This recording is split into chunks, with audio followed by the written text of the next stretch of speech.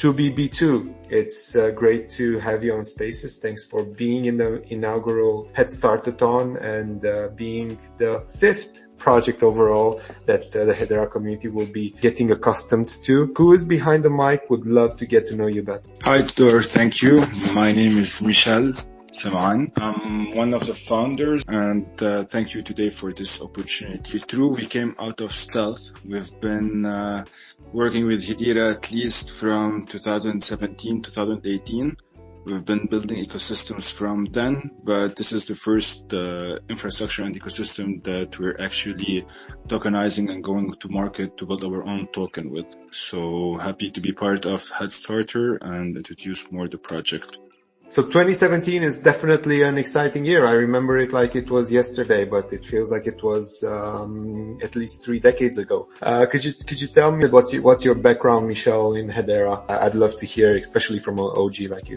Yeah, so it was during the first times the founders were introducing their concept in a conference or a summit in Europe, and this is where we had the opportunity like just to see them on our LinkedIn. But then a friend of mine, the trader, he called me in the same week or month and told me like, check this project. His university professor, a very old university professor, told him about the project. And by then it was our first incubation and accelerator. So I come from Lebanon, and my brother and I have been working together on the tech from that period. So my brother is the technological part of it. I'm the business side of it. So during the incubation program, we saw back in 2017 that people are jumping into smart contracts. Startups are going more into smart contracts, and their ability to revolutionize the innovation in their own solution that we want to bring to the market. And that then we really got a quote on Headstarter, and it was really about how can we build as much transaction using and leveraging one chain. By then we were building a travel application that it was even in the time where Snapchat was using stories. Instagram didn't even have stories, and we built a travel application where we were showing stories of different travelers around the world, and we were able to directly turn this story to a booking experience. And to be able to turn this story to a booking experience, we had to integrate with different experience providers. And this is where we started really studying more into smart contracts and getting into Headstarter. To tell you a bit about myself, I come from a family background business. I've been like all my life working from a really young age. We had a wheelbarrow construction company back in Lebanon. But before that, our family as well have history with trade. So we used to be one of the first people that rolled tobacco in the country back in the 80s, and then in the 90s. In the 900s, in the 800s, we were rolling tobacco. In the 900s, we were doing boxing, wood boxes for apples all around Europe and distributing them. And then we turned to metal industry, and then to horseback riding. And then my brother and I landed in technology. So we've always been around trades, around routes, and how to reach the best efficient ways to boycott commissions. And from 2017, 18, 19, we went to Marseille. We got incubated with CMA, CGM in Marseille to grow our application all around Europe. But then in 2019, a revolution started in Lebanon. And that one we felt as entrepreneurs or innovators or people that can actually have a resource that the country doesn't have right now, how to bring digital assets as a form of change rather than bringing politicians and more people to act on the change we want. We wanted to see how digitalization can actually help. And this is where we went on the grounds. We left our startups, we left our life, and we went on the grounds and started doing sprints inside of the revolution to create these digital assets. We were able to create a broadcast platform that broadcasted from all around the world, mobilization in the same time. Over 69 countries, over 300 reporters went live at the same time. So that gave us a bit of credibility inside of the Lebanese market. But by then, nobody knew what technology we were using. So we were stopped being from profit-driven entrepreneurs more to value driven and impact, and we were just doing short-term infrastructures that are just supporting the period right now. And what we aimed by is that these applications or these infrastructure one day would become government assets. But like any Lebanese, I would say we went to the revolution, and after a few months we got really disappointed knowing that politics is politics and it's not something for us. So in that period, the pandemic started. We didn't have an official government to really take care of the people. And then in the same year, we had the explosion of the Beirut port. And this is where we really kind of made ourselves in the technology. We built a platform called ArtCon, where it was grassroots initiatives that needed funding from the diaspora. And we built the first ledgers and crowdfunding systems for the diaspora to be able to trust the initiatives on the ground, because by then there was a lot of GoFundMe campaigns, a lot of Kickstarter campaigns. Money was pouring to the country, and as usual, corruption happens from NGOs and governmental organizations and corrupted politicians. So they took most of the money, and nobody was able to actually support the restoration of the Beirut city and life. And this is where grassroots efforts were doing a lot of things. Their artists were creating concerts on the ground. They're creating podcasts. They're creating a lot of channels to reach out to the diaspora. And this is where we came in. We've created a full platform for them. We were able to help them in fundraising, broadcasting their live performances, and really bringing traction in real time for just simple initiatives. And then it was like investors, volunteers, startups that just came on the ground and just wanted to do a small action, fix a building, restore a restaurant, help this family. And then we were saying that this is DAOs. This is what actually DAOs are. These are proposals. And this is where we kind of started the concept of decentralized grassroots organization and building structures for decentralized grassroots organization. After the explosion of Beirut, we were able to as well support during the earthquake of Turkey and Syria with our fundraising platform. And at the same time, we started integrating wallets for the diaspora to send money directly to the wallets of the affected people, to be able to go to shops and buy their foods and F&B uses. At the same time, that's something that we have is we turned this period taught us a lot to turn our mindset from building fertilized startups, where we go and have this mono structure of how to get a startup from point A to point B, to building, I don't know if all are familiar with permaculture concepts in agriculture, but we're building a permaculture of different assets that serve under one infrastructure that is serving different problem pain points at a different point of times. During the last 3 years, one of the major problem was in our town. It's kind of it's a medium big town, a small town, medium like town in the village in the Mount Lebanon. They had a problem where they cannot economically anymore pay wages for drivers in their restaurants. And let's not forget that in Lebanon during 2020, the banks just decided to take the money of all the citizens and blocked our money.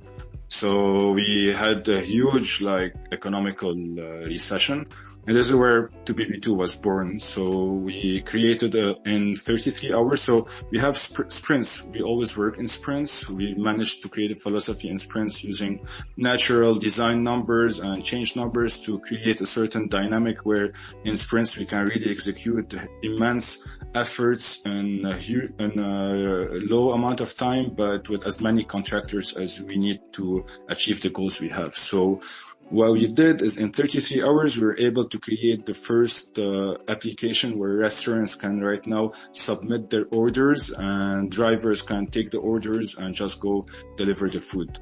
And from that till now, we've been doing more than 30,000 transactions, 3,000 transactions on chain with our new system. And more than 200 accounts of different merchants and drivers have been created and clients. And we want to take this system of how to manage a regional logistic chain from transactions to delivery to transportation to markets to bigger regional geographies. Right now we're in Marseille. I'm sitting and looking at all Marseille in front of me right now and seeing how we're going to be implementing sprints to introduce 2BB2 from a small town in Lebanon to Marseille and then different regions in Europe.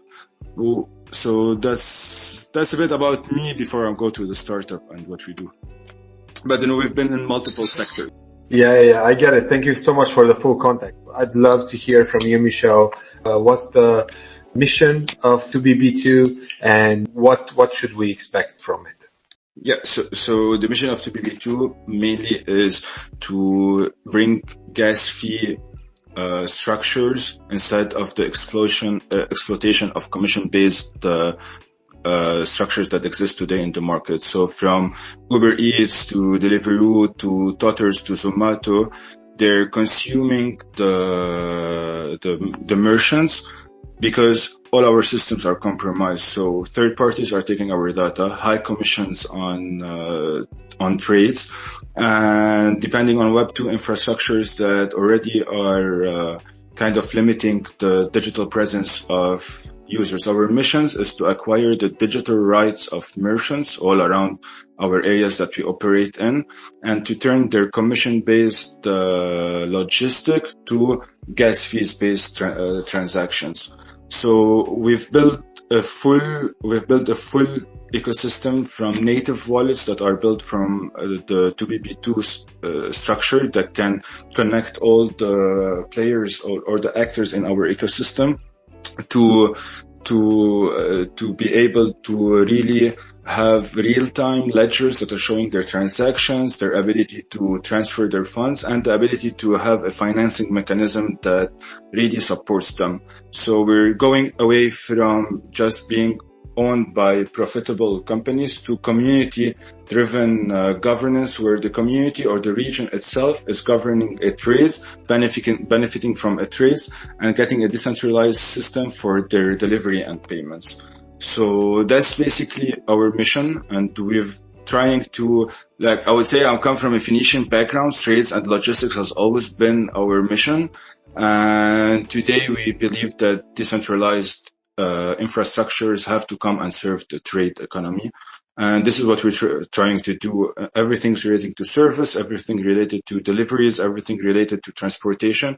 We're here to decentralize them, and we're already doing it. So people in Lebanon, even if that they're not using the token today, they're using a full Hedera-based infrastructure as their daily transactions. So we're building the awareness in our country, but in regions that awareness about blockchain is more accepted in the community, we're giving them decentralized infrastructure for their daily trades and services. That's so cool, so cool. I'm very impressed by your backstory. I think the way you grew in such a short time is impressive, and I am super impressed by the innovative solution you found to such an important problem, and it also looks like it's working.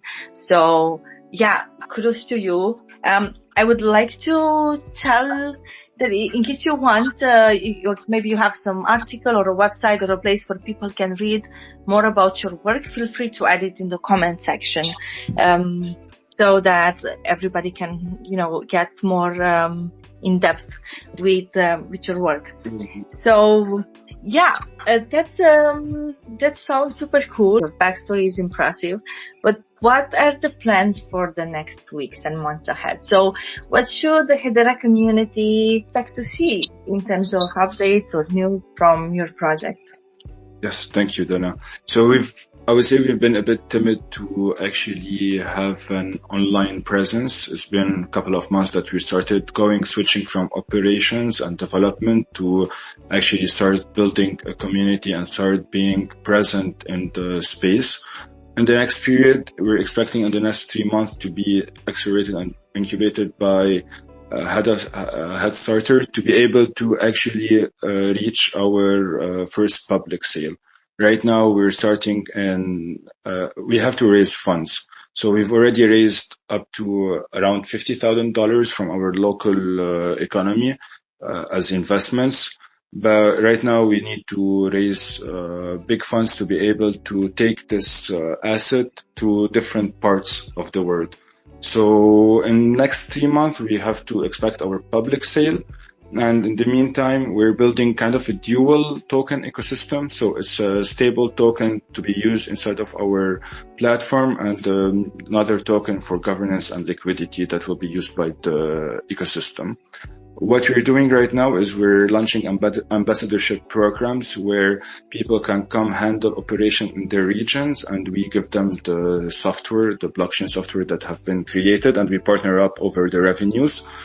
And basically building a really good community. We have something cool that we're gonna be starting doing as token picnics, where we're gonna bring a couple of DJs with a couple of really major people of a certain region that are controlling the trades, controlling the municipality decisions, everything that we can really build a human-to-human relationship with our clients. And during these token picnics, we're gonna be really pitching the token and doing a small roadshow all over Europe. So right now we're getting started, and we're using the Headstarter platform from this moment on to actually build this presence and build this community and start having a new team that will grow us in the space and just have our operations steady so far in Lebanon and testing new markets and to different integration. One of the things that I would emphasize on that 2BB2 is right now handling the logistics of deliveries and transportation, but it's a layer 2 on Hedera, but another layer projects on 2BB2 that are being built right now and already being tested is 2GG2 in Athens and 2FF2 in France, in France. So 2GG2 is 2 grass to you. So 2BB2 is 2 business to you, and 2FF2 is 2 festival to you. So we already done a festival where a full festival experience, from going to the festival, booking the tickets, buying from merchants and vendors, booking workshops, having your stuff delivered post-event to your location, and having private social medias. We've already tested it in one festival, and now we're expanding it in France throughout this year. And 2GG2 is for everything the grass economy, which is CBD and in legal places, all the grass legality is a full platform for grass delivery. So it's already under our own ecosystem. We started to branch to have a higher geography reach and industry reach. And the most important thing is to continue this ability for us to recruit ambassadors, to find the right location to launch the ecosystem and launch the infrastructure, and to be able to have public token sale and be really part of the Hedera ecosystem, and no longer just an operational project that we're leveraging the technology, but rather a community that want to use this infrastructure to start taking out these digital oligarchs all around the world. So this is our journey so far, where it is. So another question I have is about the 2FF2. Is this, you said you already tested it on one festival. Did it work? Does it use the Hedera infrastructure? And does it have a token? Or was it working without a token, just... We used, because it was in Lebanon, so we used cash, but everything was recorded. People were able to just pay cash on the counter, and we gave them the sub-layer token on our ecosystem. It was a 3-day festival. People were able to even transfer tokens between each other's wallets. And the wallets that they were used in the festivals were also connected to the wallets of 2BB2, so they can just switch to the 2BB2 application and start using the deliveries as well. But it was real successful. We have to, launching a product is not something difficult for us. We're really good at launching products and having small focus tests, but then maintaining and scaling the product. This is why we need to have new funds. Oh, I see. I understand. Yeah, and I agree. Well, I hope it works because it sounds really good. I wonder if my co-host Anthony or Perfectability has any questions for you. And then I also see that Liam has his hand up. So I'll go to Anthony and then to Liam for Yeah, really, really awesome project. And I just want to say that the last 2 projects, to me, really speak volume because, with Web3, we're really empowering, the people.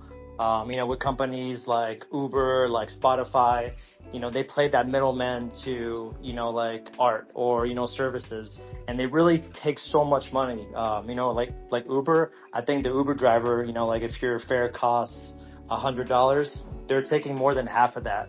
And sure, they're providing a service, but they're kind of like robbing us. And I really like how, with Web3 and these projects, we're trying to eliminate, that robbery, sort of say. So really, really excited.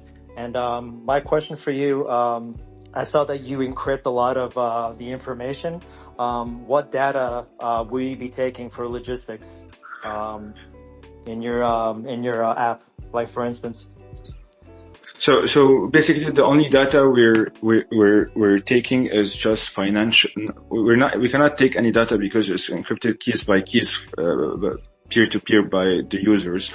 So by each device. So the only, I would say the only data are the things that are recorded on the general ledger, which is the transactions, like the timestamp of the transaction, the amount of the transaction, and then every user have the information on their ledger about the transaction itself.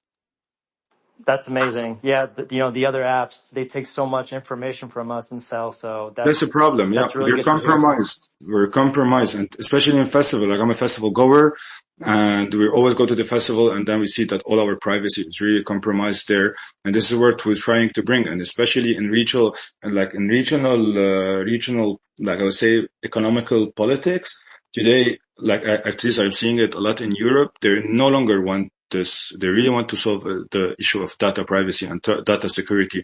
So what we're trying to bring is the importance of data sovereignty, the importance of secure, encrypted, and we already integrated messaging and voice messaging and the ability to add communities and talk to each other inside of the communities. So everything related to your orders is really safe. And finally, you can know that neither the driver is knowing my number, neither the driver is knowing what I'm having, neither the restaurants are, not the restaurants, but the big third-party groups that are coming and analyzing the geographical behavior of a certain area to just like introduce a product, that we're limiting a bit the ability for marketeers to leverage our data anymore. So this is the importance for us, because data is the new gold, so it's important to keep it. I love it. That's awesome. Good to hear that. Liam, did you have a question for him? Yeah, I did. And also, I think the decentralization of data, it's just so important. It's unreal. It's something, so we almost launched a tech product actually before the artistic platform. Unfortunately, we just couldn't get it to market. It required way too much funding. But essentially, like, a part of our model was to democratize the data of our users by tokenizing that data as NFTs. And then if companies wanted to obtain that data, obtaining it automatically through cookies, they could purchase it on an NFT marketplace. So that's something that I would pitch to, that I'd love to see in the world, is that data becomes democratized rather, and actually tokenized, where it's democratized in the form of NFTs that people can purchase if they want said data. And it would just be kind of like grouped in categories based on what people's needs are. But like, you're absolutely right, perfectibility. I mean, these platforms like Spotify, they're monstrous. It's absolutely insane. I mean, we're launching an app in the food industry in South Africa at the moment, and essentially, like, the food delivery applications like Uber Eats and Mr. D, they take like 30% from the client and they take 30% from the restaurant. So they're taking like a 60% margin on top of people, plus they're taking all of their data at the same time and all of the user data, and no one's getting paid for it. So I think it's about time people own their data, and I think what you're doing is like absolutely unbelievable and really is much needed. So kudos. Thank you. Yes. And one thing to add for you, just to add as well for the question of Anthony, you made me remember it, is that at any point the user can say that they can share with us their data for us to do analysis, and they will be contributed by the 2BB2 token. And one of the things that we didn't talk about the 2BB2 roadmap a bit more is that we're starting with smart bags. Because we found the ability that today as well, the delivery bags that we're transporting the goods in, they need to be digitalized. as well. So we're going so the public sale roadmap will be smart packs, will be drone deliveries. And one of the most important things that the BB2 we're working on is financing back these merchants through revenue-based financing on their transaction. So I feel it in third world countries, and especially in Lebanon, where the banking system is not really available today. Today, merchants need loans. So as the BB2 token, we'll be able to give loans to these merchants and take them back per order from them as kind of a revenue-based financing. So this is a bit like, in summary, what we're doing, and would love to meet you all and see how we can collaborate and integrate our technology with the ecosystem and the space here. Love it. Awesome. Thank you so much, Michael.